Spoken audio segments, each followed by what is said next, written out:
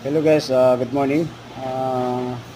Itong Picos na ugat guys, no? Bali, naiwan to guys. So, nag-hunt kami ng giant Picos. Sinadya ko talaga yung iwan guys para gawin siyang material, no? So yan guys, pinuputol natin yung sa ilalim. Bali, kumakapit siya guys sa pinutol na niyog, no? Yan. So, bali, itatry natin siya guys gawing bonsai. Yan.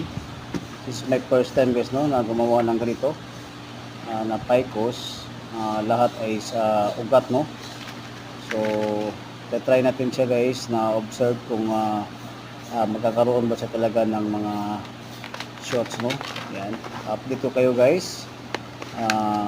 Kung ito ay magkakaroon ng shot, no, ang ating bagong material na lahat ay ugat ng Picos benjamina. Yan, so bali guys, yung tinaman natin, yung training pot niya is plastic container, tapos sinugasan yung balas. Yan, yung mga buhangin guys, no, dapat malinis siya. So yan, no, tatapos sa istibigan natin. Yan. Thank you for watching.